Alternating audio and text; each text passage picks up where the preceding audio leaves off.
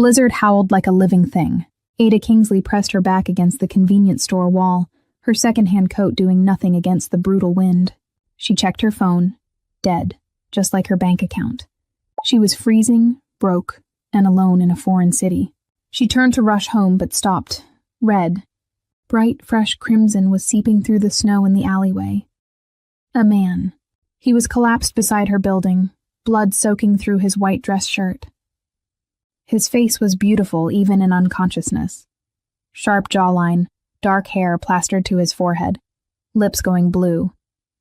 She should have walked away. Should have called the police. Should have done anything except crouch down and touch his neck, feeling for a pulse that was there. But fading fast. Welcome to K-Fairy Tales Stories, besties. Please like, share, and subscribe. Ada's hands shook as she checked the stranger's pulse again. Weak, but steady. Blood soaked through his expensive shirt from a wound in his side. Not a gunshot, something sharper. Cleaner. Her tiny studio apartment was 3 floors up. No elevator. But leaving him here meant he'd freeze or bleed out before help arrived. If help even came to this neighborhood, she made a decision that would change everything. 20 minutes later, Ada had somehow dragged him inside. He was heavier than he looked, all lean muscle and dead weight. She'd stripped his coat and shirt, revealing a torso marked with scars that told violent stories. The wound in his side was deep but manageable. She'd learned basic first aid teaching English to military families back home. Her hands moved with surprising steadiness as she cleaned and bandaged the injury. He didn't wake, didn't stir, just lay on her bed breathing shallow breaths while she perched on her single chair, watching him like he might disappear. Or attack. She wasn't sure which terrified her more. His phone had fallen from his pocket during the move. Expensive locked. 17 missed calls from someone named Tae-hyun. She turned it off and shoved it in her drawer. Tomorrow she'd figure out what to do. Tonight she just needed him to survive. Ada pulled her blanket over him and settled on the floor with a pillow. Sleep came in fragments. Every sound made her jolt awake. Every shift of his body sent her heart racing. By dawn she was exhausted and terrified, and starting to question every choice that led to this moment. That's when he woke up. His eyes opened, dark, dangerous, immediately alert despite the blood loss. He assessed the room in seconds. The cramped space, the second-hand furniture. Her curled on the floor watching him with wide eyes. Who are you? His Korean was smooth, educated, nothing like the street dialect she'd been learning from her students. Ada, I found you in the alley. You were bleeding. Her Korean was rougher, accented, but functional. He sat up too fast and immediately regretted it. Pain flashed across his features before he controlled it. His hand went to his side, finding the bandage. You did this? You were dying. I couldn't just leave you. Something shifted in his expression. Surprise, maybe, or calculation. Where's my phone? I turned it off. You had 17 missed calls. I need it now. Not a request. A command delivered with absolute authority. Ada retrieved the phone from her drawer and handed it over. Their fingers brushed. Electricity shot through her at the contact. His eyes snapped to hers, held. Something passed between them that had nothing to do with gratitude and everything to do with recognition. Like their souls had been waiting for this moment. He looked away first, powered on the phone. Made a call speaking rapid Korean she couldn't follow. When he hung up, his attention returned to her. Really looked at her this time. Taking in her natural hair pulled back in a bun. Her brown skin, her curves visible even in oversized pajamas, the way she held herself. Careful, guarded, beautiful in a way that had nothing to do with makeup or effort. My people are coming, he said. You should leave, go somewhere public. Don't come back for 3 hours. This is my apartment. I know. And now it's compromised because you helped me. So you need to leave before they arrive and ask questions you can't answer. Who are you? His smile was sharp, dangerous. Someone you should have left in the snow. But he didn't look away. Didn't dismiss her. Instead, his gaze traveled over her face like he was memorizing every detail. The curve of her mouth, the defiance in her eyes, the way her breath quickened under his attention. Thank you, he said finally, quietly, for not leaving me to die. That was foolish and brave, and I won't forget it. Before Ada could respond, he stood, swayed slightly. She moved without thinking, catching his arm to steady him. The contact sent heat racing through her body. His hand covered hers on his bicep. Held it there. "What's your name?" she asked. "Kang Min-ho." He said it like it should mean something. Like the name carried weight she didn't understand yet. "And you, Ada Kingsley, just saved the most dangerous man in Seoul." Then he released her hand and walked toward her door with surprising steadiness for someone who'd lost that much blood. He paused at the threshold. Looked back, 3 hours. "Don't come back before then." "And Ada?" His eyes held hers, dark and intense, and full of something that made her stomach flip. "Lock your door, always. This neighborhood isn't safe for women like you." He left. The apartment felt colder without him. Ada grabbed her bag and coat and fled. The next few hours passed in a blur. She went to a cafe, nursed an expensive coffee she couldn't afford, tried to process what had happened. She'd sheltered a stranger who spoke like authority incarnate, who moved like violence was a second language, who looked at her like she was something rare and precious and absolutely forbidden. When she finally returned home, her apartment was pristine, cleaner than she'd left it. The blood-stained sheets were gone, replaced with new ones, expensive ones. Her first aid kit had been restocked, and on her table sat an envelope. Inside was more money than she made in 6 months. Cash untraceable, and a note in perfect English, "For your kindness and your silence. Don't speak of last night to anyone. It's safer for both of us." KMH. Ada stared at the money. She should return it, should report what happened, should do something other than pocket the cash that would solve every financial problem crushing her. But her hands were already counting bills, already calculating rent and food and maybe a working phone. She was keeping it. That decision sealed her fate. The following week, Ada tried to forget Kang Min-ho, tried to focus on teaching English to businessmen who never quite looked at her face, tried to ignore the memory of his hands on hers, his voice, the way he'd looked at her like she mattered. She failed spectacularly. He appeared everywhere she didn't expect him.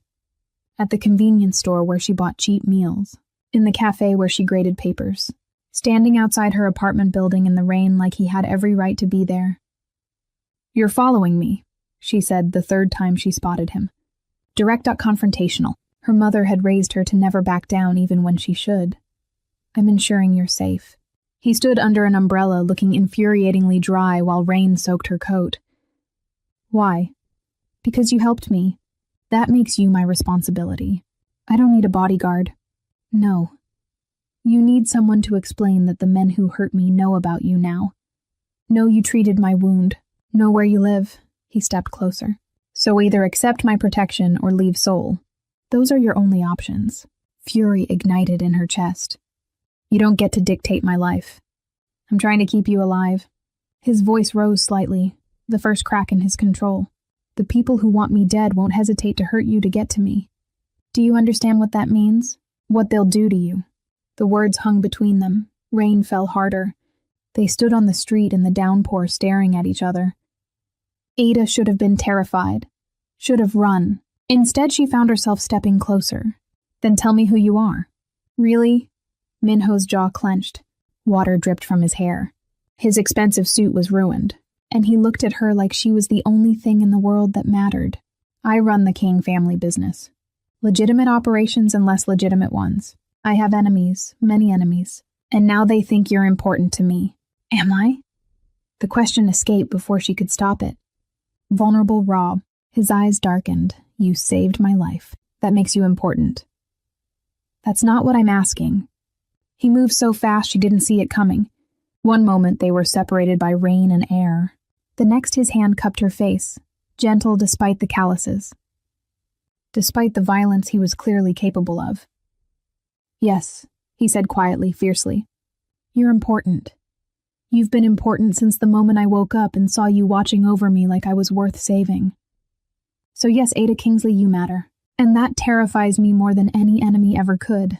Then he released her and walked away, leaving her standing in the rain with her heart hammering and her world tilting sideways. By the end of the week, Minho's protection became impossible to ignore. A new lock appeared on her door, security cameras in her building's hallway, a phone delivered to her apartment with one number programmed. His, And everywhere she went, shadows followed. His men, keeping watch, keeping her safe. She should have been angry, should have felt violated. Instead, she felt something else entirely. Seen, valued, protected in a way she'd never experienced before. Her students noticed the change, asked if she had a boyfriend. Ada laughed it off, but the question haunted her. What was Min-ho to her? Savior? Captor? Something more complicated than either label could contain. That evening, she called the number he'd given her. Ada, he answered on the first ring, his voice warm, almost relieved. Are you all right? I'm fine, I wanted to thank you for the security and the phone. You don't need to thank me. Yes, I do, because you're spending resources on me and I don't understand why. I'm nobody, just a teacher barely scraping by. Why does someone like you care if someone like me lives or dies? Silence stretched. She heard him breathe, heard background noise, traffic maybe, or wind. Because when I woke up in your apartment, he said finally, you were sleeping on the floor. You'd given me your bed, your blanket, everything you had. And I realized I'd never met someone who gave like that, who helped without expecting anything in return. That's rare in my world. That's precious. Ada's throat tightened. I'm not special. You are to me. The words settled over her like a physical touch. She closed her eyes, gripped the phone tighter. Min-ho, I don't know how to do this. Whatever this is, I don't belong in your world. Then I'll come to yours. What? Have dinner with me. Tomorrow. Somewhere normal. Somewhere you choose. Let me prove I'm more than just the dangerous man who disrupted your life. She should say no. Should maintain distance. Should protect herself from the inevitable heartbreak of wanting someone completely wrong for her. Okay, she whispered. Tomorrow. His exhale was audible. Tomorrow. The following evening, Ada chose a small restaurant in Itaewon. Crowded, public, safe. She wore her nicest dress, did her makeup, told herself this wasn't a date, just dinner with someone who'd become unavoidable in her life. Min-ho arrived exactly on time wearing casual clothes that probably cost more than her monthly salary. He looked younger without the suit, more human, devastating in the way that made her stomach flip. You're beautiful, he said before she could speak. Simple, direct, like it was just fact. Heat flooded her face. You clean up nice yourself. They sat, ordered, talked about nothing and everything. He asked about her teaching, her students, why she came to Seoul. She asked about his family business, the legitimate parts, how he ended up running an empire before 35. My father died when I was 22, Min-ho said quietly. Heart attack during a business dinner. I inherited everything. The companies, the obligations, the enemies. I didn't have a choice about becoming who I am. Everyone has choices. Not in my world. In my world, weakness gets you killed. Hesitation gets you killed. Showing mercy gets you killed. His eyes found hers. Until you showed mercy and somehow I'm still alive. Maybe mercy is stronger than you think. Maybe you're stronger than you think. The restaurant noise faded. They were close across the small table, close enough that she could see gold flecks in his dark eyes, close enough to smell his cologne, close enough that when he reached across and took her hand, the touch sent electricity racing up her arm. I want to court you properly, he said. Take you to dinner, learn everything about you, make you smile. But I need you to understand what that means. Being with me is dangerous. My enemies will target you. My family will judge you. The media will tear you apart. And I can't promise you safety even with all my power. Then why ask? Because I'm selfish. Because I want you anyway. Because from the moment I woke up and saw you, something changed. Something I can't explain or control or make logical sense of. His thumb stroked across her knuckles. Say yes, Ada. Let me try to deserve you. She looked at their joined hands, his scarred and dangerous, her small and soft and trembling. This was insane. He was right about all of it. the danger, the impossibility, the absolute certainty that this would end in heartbreak. Yes, she heard herself say. Court me, try to deserve me, but Min-ho. She met his eyes. I'm not delicate. I'm not some fragile thing that needs constant protecting. I'm strong. I've survived my own battles. So if we do this, treat me like a partner, not a possession. His smile was slow, devastating, full of promise. Deal. They stayed until the restaurant closed, talked until their voices were hoarse. He walked her home with his hand at the small of her back, protective but not controlling, present but not overwhelming. At her door, he didn't kiss her, just cupped her face with both hands and looked at her like she was art, like she was precious, like she was everything. Sleep well, Ada Kingsley, he murmured. Dream of me. Then he was gone, and she was left standing in her doorway with her heart racing and her resolve crumbling. The next morning brought flowers, an entire bouquet delivered to her school. Expensive, beautiful, with a note that simply said, thinking of you. Her students giggled. Her co-teachers raised eyebrows. Ada tried to hide her smile and failed completely. By afternoon, another gift arrived. Coat, high quality, warm, perfect for Seoul's winter. The note read, so you never freeze again. By evening, she was expecting something. Instead, Min-ho himself appeared at her apartment with takeout and a shy smile that didn't match his dangerous reputation. I'm wooing you, he explained.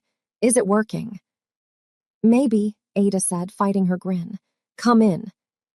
They ate on her floor because she only had one chair, laughed about nothing, talked about everything, and when he left that night, he kissed her forehead, gentle, reverent, like she was something holy. Ada touched the spot after he'd gone. Her skin still tingled, her heart still raced, and she knew with absolute certainty that she was falling for Kang Min-ho.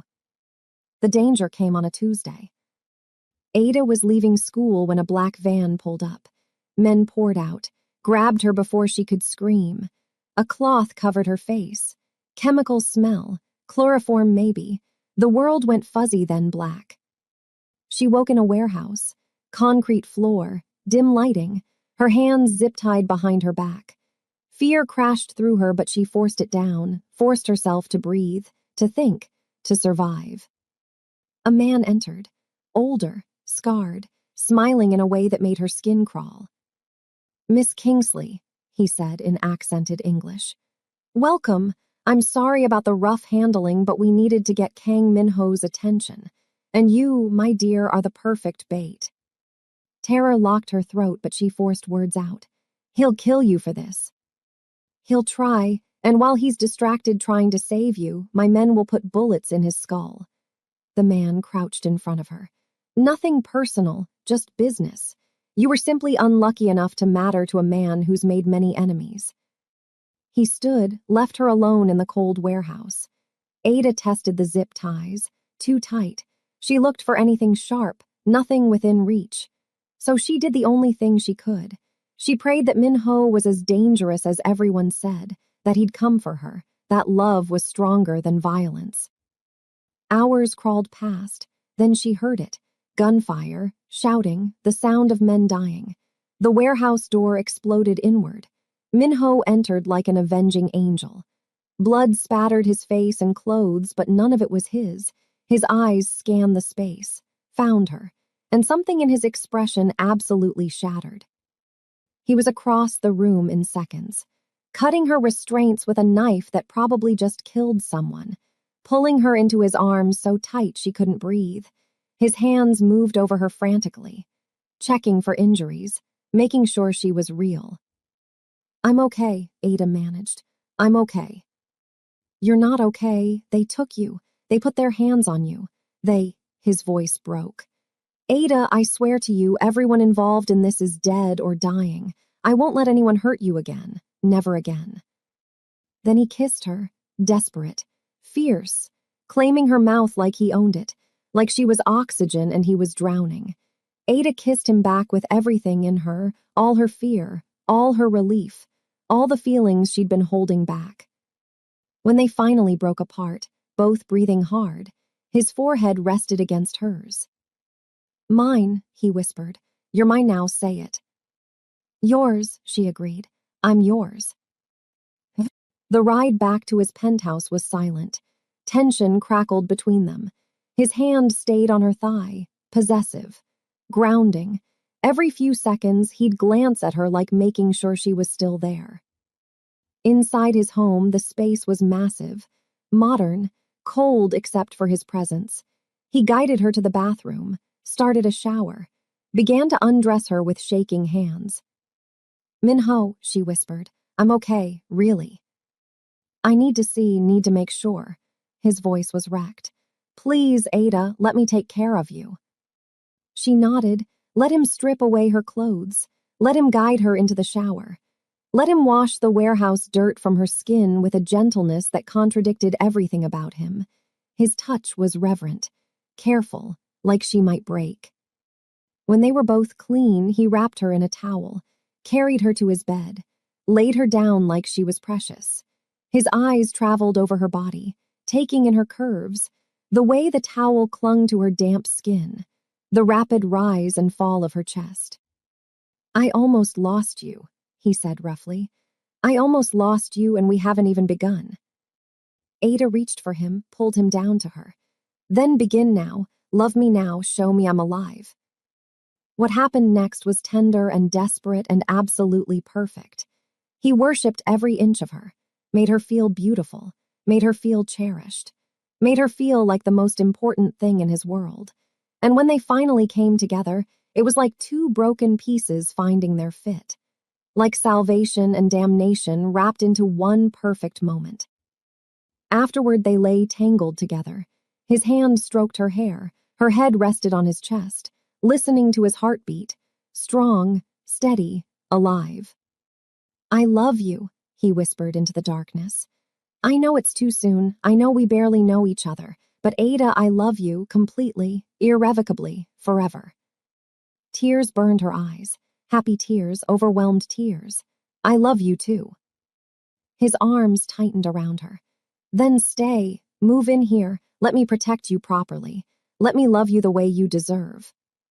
"Minho, your world will adjust, my family will adjust. Everyone will adjust because you're mine now and I don't compromise on what's mine." He tilted her face up, kissed her softly. "Stay, Ada, choose me, choose us." She thought about her tiny apartment, her struggling existence, the loneliness that had defined her life in soul until him. Then she thought about his arms around her, his love, his absolute certainty. "Okay," she whispered, "I'll stay." His smile could have lit the city. "Thank you for choosing me, for saving me, for loving me despite everything I am." "Because of everything you are," she corrected. They fell asleep wrapped in each other, safe, loved, home. The morning sun painted Minho's bedroom in shades of gold. Ada woke to find him watching her, his hand tracing patterns on her bare shoulder, his expression soft in a way she suspected few people ever witnessed. "Good morning," she murmured, voice still rough with sleep. "Perfect morning," he kissed her forehead. "I've been lying here trying to figure out how I got this lucky. By getting stabbed and collapsing in my alley, apparently." His laugh was warm, rich. "Best decision I never made." Then his expression turned serious. "Ada, about yesterday, the kidnapping, I need to explain something about my world, about what being with me actually means." She sat up, clutched the sheet to her chest. "Tell me."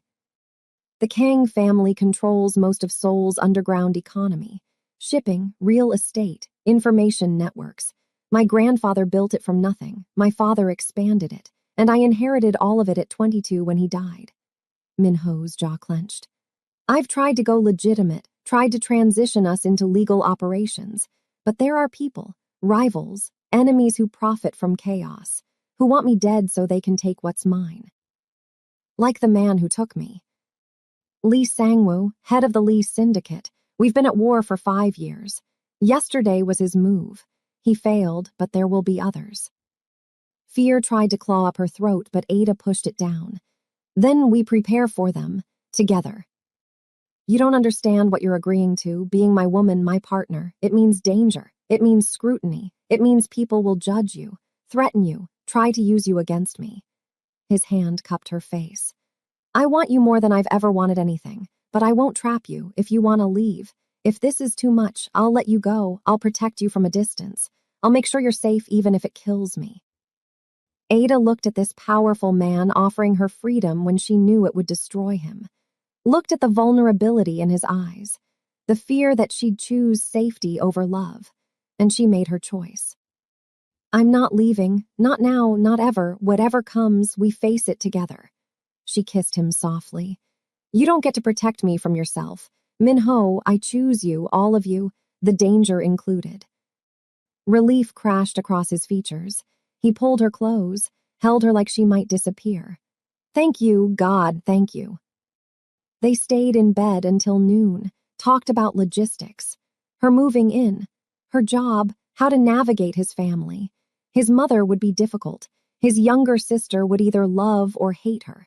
His business partners would test her. But none of it mattered as much as the feeling of his arms around her, the certainty in his voice when he called her his. By evening, Min-ho had sent people to pack her apartment. Everything she owned fit in 4 boxes, her entire life reduced to so little. But when those boxes arrived at his penthouse and he helped her unpack, giving her closet space and drawer space and shelf space, it felt like gaining everything instead of losing anything. This is yours now, he said, gesturing to the penthouse. All of it, change whatever you want, decorate however you like, this is your home too. Ada looked around the massive space, cold and modern and expensive. It needs warmth. Then warm it, make it ours. Over the following weeks, Ada transformed the penthouse. Plants appeared on surfaces. Art went up on walls. Colors invaded the monochrome palette. Min-ho watched every change with fascination, like he'd never considered that spaces could feel lived in, that homes could be more than just places to sleep. You're making it beautiful, he said one evening, finding her arranging flowers in the kitchen. I'm making it ours, she turned to him. Your space was designed to intimidate, to keep people at a distance, but you don't need that with me, so I'm bringing warmth back. He crossed to her, pulled her into his arms. You've brought warmth back to everything, not just the apartment, me. I didn't realize how cold I'd become until you. Their kiss was interrupted by his phone. He answered with clear irritation, listened. His expression hardened. When he hung up, tension radiated from every line of his body. What's wrong? My mother wants to meet you, tomorrow, lunch at the family estate. He ran a hand through his hair. This won't be pleasant. She had someone else picked out for me, a match she arranged. Finding out I'm with someone she didn't choose, someone who isn't Korean, it's going to be difficult. I can handle difficult. I know you can, but I want you prepared. My mother is traditional, exacting. She'll look for weaknesses, she'll test you. She'll try to find reasons you're not suitable. And Ada. He cupped her face. None of what she says will be true. You're perfect for me, for this family, for this life. Don't let her make you doubt that. The next day arrived too quickly. Ada dressed carefully, conservative but stylish. Her natural hair styled perfectly, makeup subtle. She looked at herself in the mirror and saw a woman ready for battle. Min-ho appeared behind her, hands on her shoulders. You're beautiful, remember that, no matter what she says. The family estate was massive. Traditional Korean architecture mixed with modern security, guards at every entrance, cameras everywhere. The wealth on display was staggering. This wasn't just rich. This was dynasty rich. Generational power made visible. Min-ho's mother waited in a formal sitting room. She was elegant, cold, her hanbok perfectly pressed, her hair styled with precision. She looked at Ada like examining a particularly disappointing purchase. So this is her, she said in Korean, not bothering with English, making Ada work for it. Mother, this is Ada Kingsley, my girlfriend, the woman I intend to marry. Minho's Korean was formal, respectful but firm. His mother's eyes widened fractionally. The only sign of surprise. Mary, how presumptuous. You've known her what, 2 months? Long enough to know she's the one. She's not Korean. I'm aware. She has no family connections, no useful alliances. She has me, that's enough. His mother turned her attention to Ada, switched to perfect English. Tell me, Miss Kingsley, what exactly do you bring to this family besides being a foreign curiosity? The insult landed, but Ada refused to flinch. I bring love, loyalty, and the ability to make your son happy, which, judging by how you're treating him right now, isn't something you prioritize. The room went silent.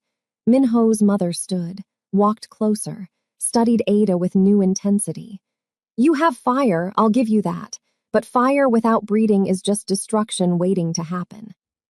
And breeding without heart is just cruelty and expensive clothing.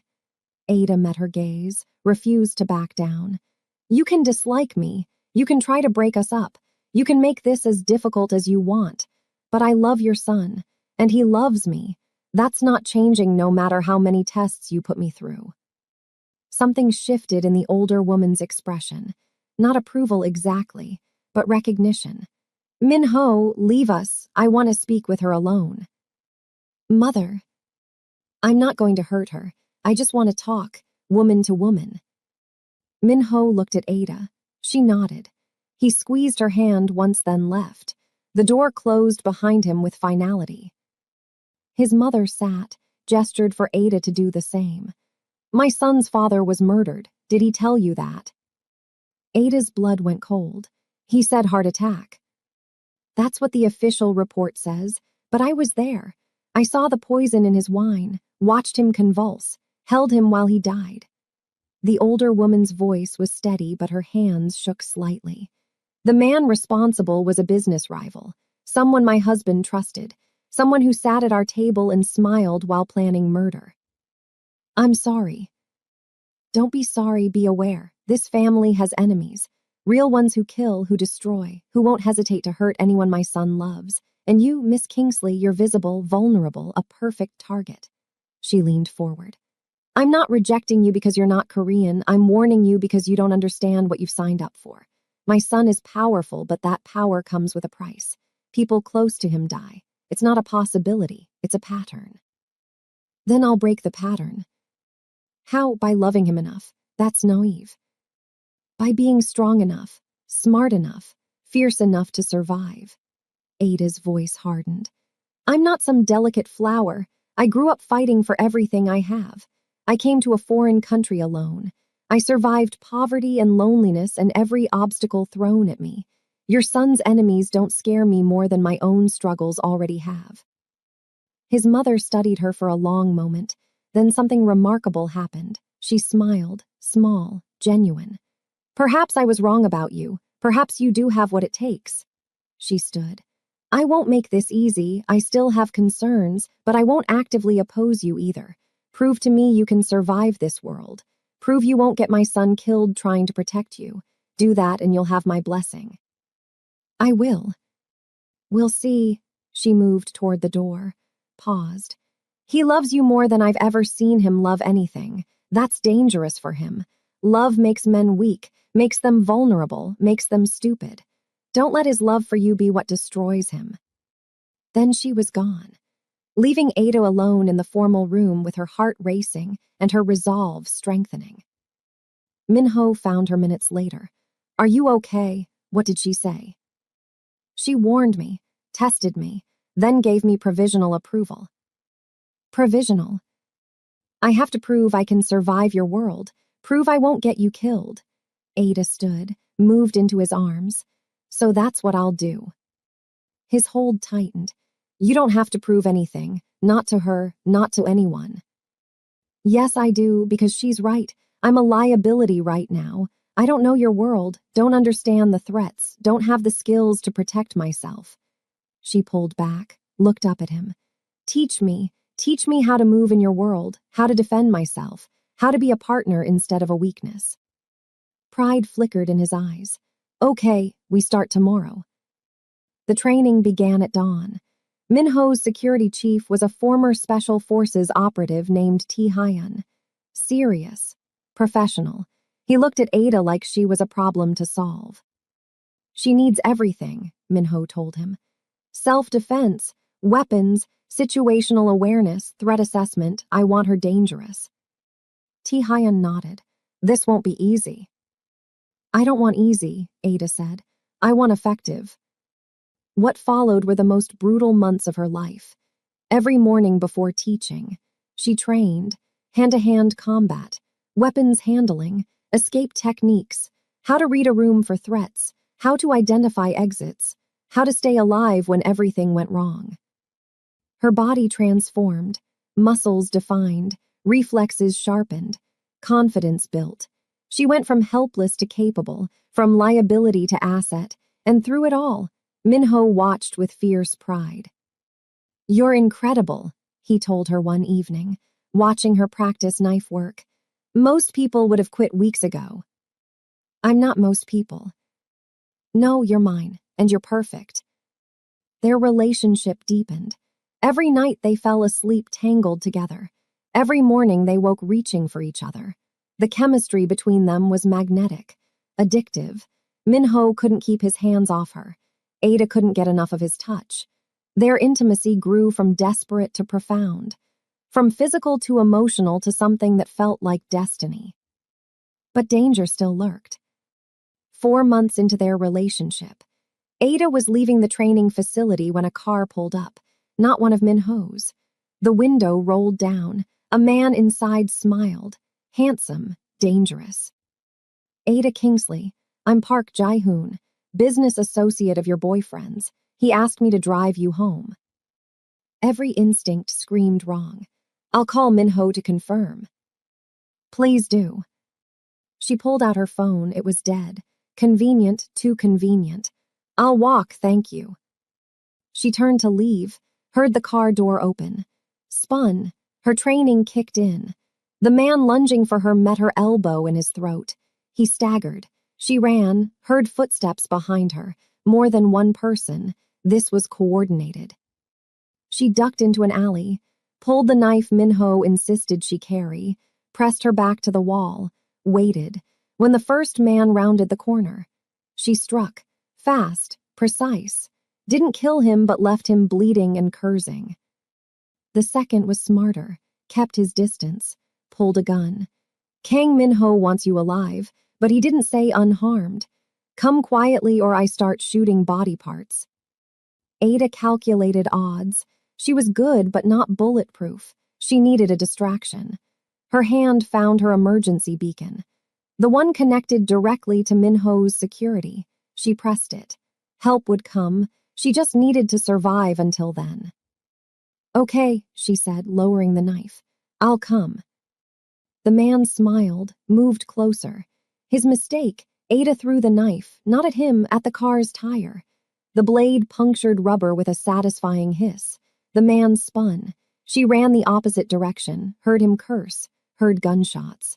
Pain blazed across her upper arm, but she didn't stop, couldn't stop.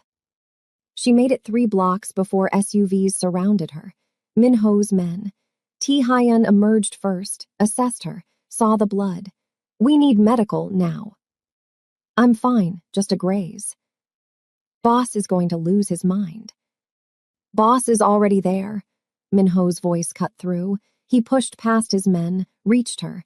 His hands moved over her frantically, found the wound. His face went white then red with rage. Who did this? Man named Park Jae-hoon. Said he was your associate. He's dead. Minho's voice was absolutely certain. He's dead and everyone who works for him is dead. This ends tonight. Minho. No, he looked at her. His eyes were wild, dangerous. The careful control he maintained shattered completely. They shot you, put a bullet in you. That's unforgivable. That's a declaration of war, and I'm going to end it. He carried her to his SUV. held her the entire ride to his private doctor, wouldn't let her go even when the doctor needed to treat the wound. His hands shook as he watched the bullet graze get cleaned and bandaged. "It's just a scratch," Ada tried to reassure him. "It could have been your heart, your head. You could be dead right now and it would be my fault." His voice broke. "This is exactly what I was afraid of, what my mother warned about. You almost died because of me. I'm alive because of me, because of the training, because I fought back." She caught his face, made him look at her. "This isn't your fault, it's theirs, and we'll deal with them together." "No, I deal with them. You stay here, safe, protected." "Like hell I do," anger flared. "You don't get to bench me because I got hurt. I'm in this, fully. So either treat me like a partner or admit you see me as a liability." The challenge hung between them. Minho's jaw worked, his hands clenched. Then he exhaled slowly. "You're right, I'm sorry, you've proven yourself capable. The thought of losing you, it makes me crazy." "Then let's make sure they lose instead." What followed was 48 hours of controlled violence. Minho's organization moved with surgical precision. Park Jae-hoon's operation was dismantled, his assets seized, his men arrested or eliminated, and Jae-hoon himself found and brought to Minho's warehouse. Ada insisted on being there, against everyone's advice. She needed to see this, needed to understand fully what Minho's world meant. The warehouse was cold, concrete. Jae-hoon was tied to a chair, bloodied but conscious. He saw Ada and laughed. "The foreign whore, did you come to watch?" Minho moved so fast Ada barely tracked it. His fist connected with Jae-hoon's jaw. The crack echoed. "You don't speak to her, you don't look at her. You don't breathe in her direction, understood?" Jae-hoon spat blood. "You've gone soft, Minho, letting a woman make you weak. Your father would be ashamed." "My father is dead, and you're about to join him." Minho's voice was ice. "You attempted to kidnap my woman, put a bullet in her. That's a capital offense in my organization, but I'm feeling generous. So I'll give you a choice, quick death or slow one, choose." "You don't scare me." "I should," Minho pulled a gun, "because I'm the last thing you'll ever see." "Wait," Ada's voice cut through. Everyone turned. She walked forward, stood in front of Jae-hoon. "Why did you do it? Why target me?" "Because you're his weakness. Everyone knows it. Kill you and he falls apart. Take you and he bankrupts himself trying to get you back. Either way, we win." "Except you didn't. I'm alive. He's still standing. And you're the one tied to a chair." She leaned closer. "You underestimated me. Thought I was just some foreign girl playing house with a gangster. But I'm more than that. I'm his partner, his equal. And anyone who comes for me is going to discover that I bite back." She straightened, walked back to Minho. "He's all yours." What happened next? Ada didn't watch. She heard the gunshot, heard the body fall, felt Minho's arms come around her from behind. "It's over," he murmured. "You're safe now." "We're safe," she corrected. "Both of us." They left the warehouse, left the violence behind, went home to the life they were building together. That night, lying in bed, Minho's hand traced patterns on her stomach. "Marry me," he said suddenly. Ada's breath caught. "What?" "Marry me, not someday, not eventually. Soon, next month. I want you as my wife officially. Want the world to know you're mine. Want to build a life with you that has nothing to do with danger and everything to do with us." He propped himself up, looked down at her with absolute certainty. "Ada Kingsley, will you marry me?" Tears burned her eyes. Happy tears, overwhelmed tears. "Yes, God, yes, I'll marry you." He kissed her, deep and claiming and full of promise. "Thank you for saying yes, for loving me, for being strong enough to survive my world. Thank you for seeing me, for choosing me, for loving me when you could have anyone." "I don't want anyone. I only want you." The wedding planning began immediately. Minho's mother surprisingly stepped in to help. She'd softened toward Ada after the kidnapping attempt. after seeing how Ada handled herself, how she survived, how she stood beside Minho instead of cowering behind him. "You've proven yourself," his mother said one afternoon over tea. "Not just to me, to the entire family, to our associates. You're strong, capable, exactly what my son needs." "Thank you, that means everything." "Don't thank me yet. Being a Kang wife comes with responsibilities, social obligations, family expectations. You'll represent us at events, host gatherings, navigate politics that make your current struggles look simple." She paused. "But I believe you can handle it. You've handled everything else." The wedding happened on a spring day, cherry blossoms falling like snow. The venue was the family estate, transformed into something magical. Ada wore a dress that fused Korean and Western traditions, her natural hair styled in elaborate braids woven with flowers. She looked like a queen. Minho wore a traditional hanbok for the ceremony, then changed into a Western suit for the reception. He looked devastating, powerful, and absolutely besotted every time he looked at his bride. The ceremony was bilingual, honoring both their backgrounds. Their vows were simple but profound, promises to love, to protect, to choose each other every day, to build a life that honored both their pasts while creating something new. When Minho kissed her as his wife, the crowd erupted, cheers and applause. Ada felt happiness so complete it was almost painful. This man, this impossible, dangerous, beautiful man was hers, forever.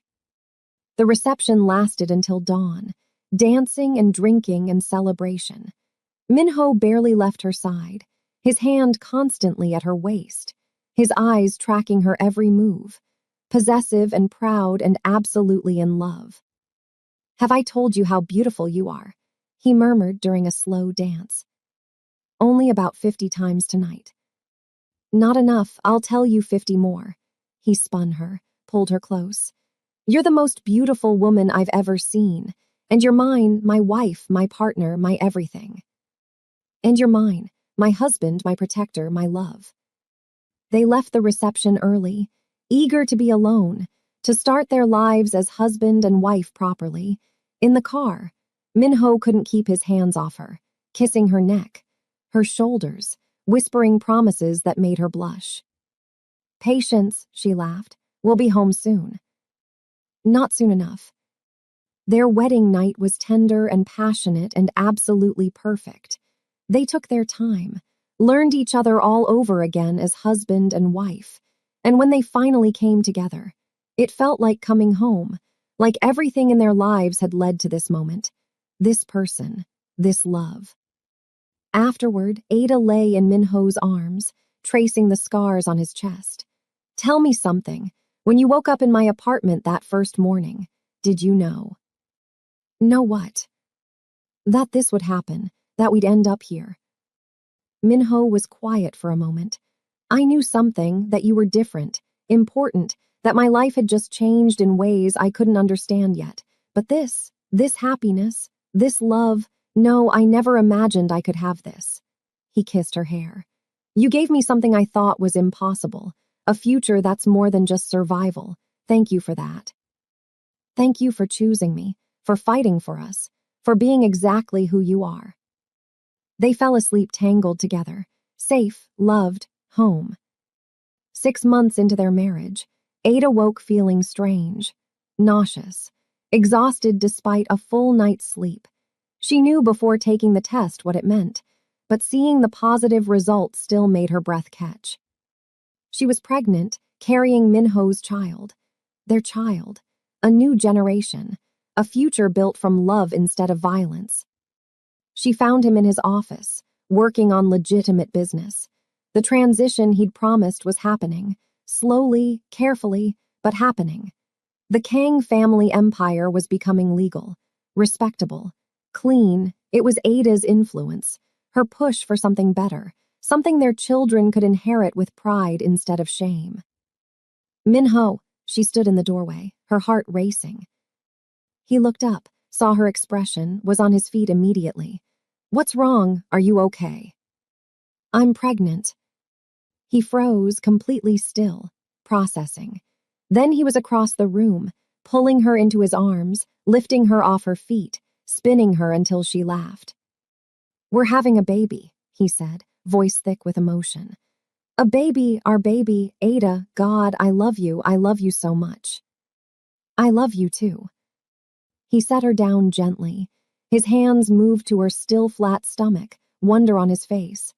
"There's a person in there, our person, half you, half me, perfect." "I'm scared," she admitted. "This world, your enemies, everything we've been through. Is it safe to bring a child into this?"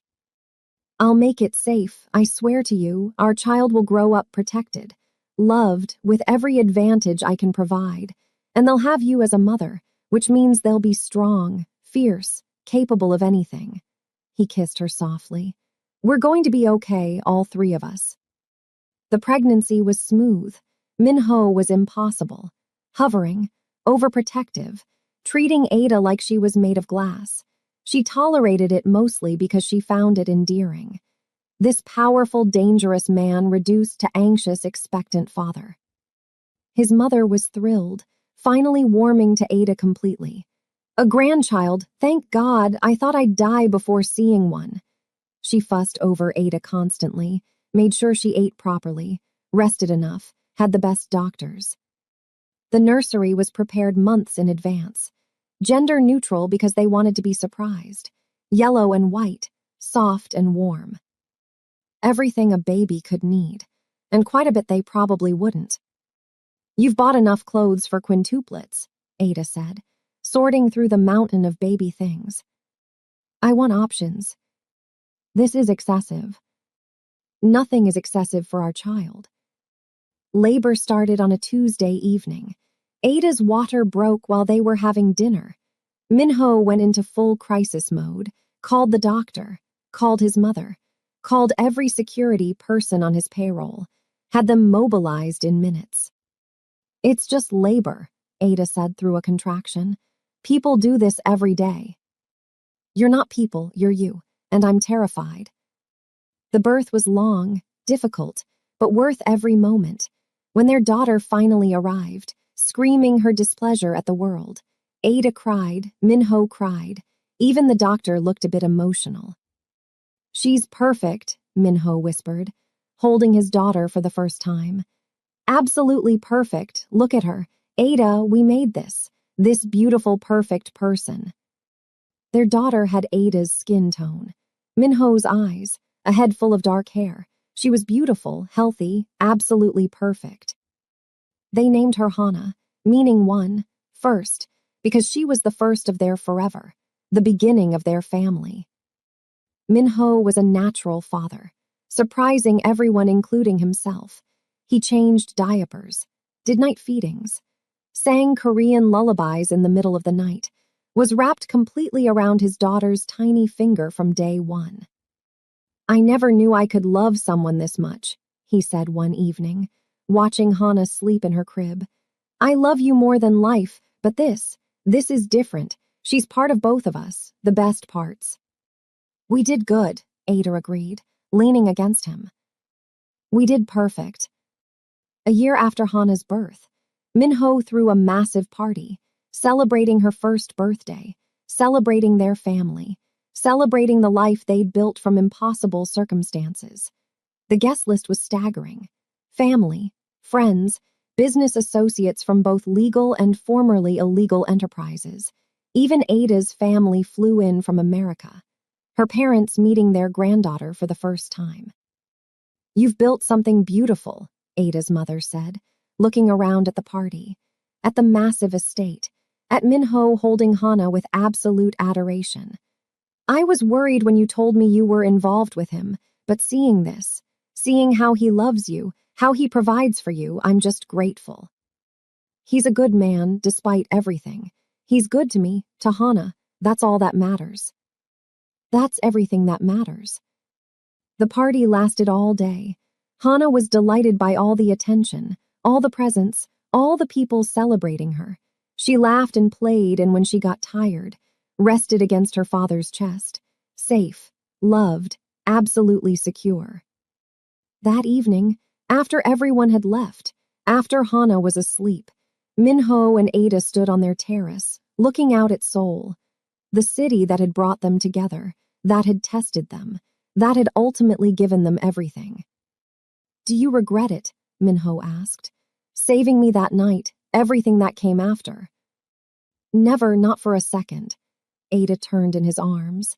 "You're the best thing that ever happened to me. You and Hana, this life, I wouldn't change any of it.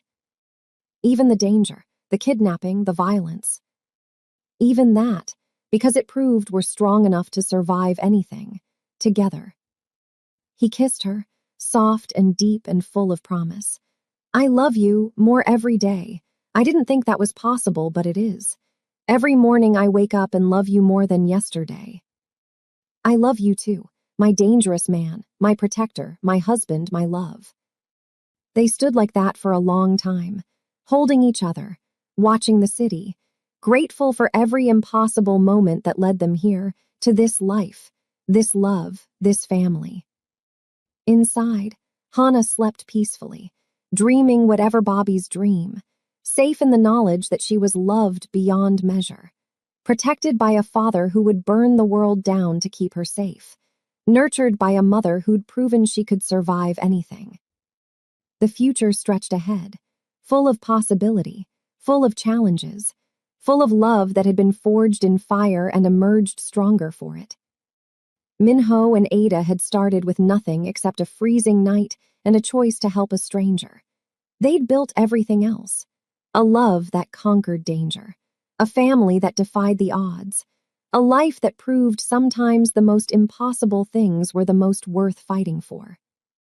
And as they stood together under the Seoul stars, they knew with absolute certainty that whatever came next, they would face it the same way they'd faced everything else. Together, forever, unbreakable.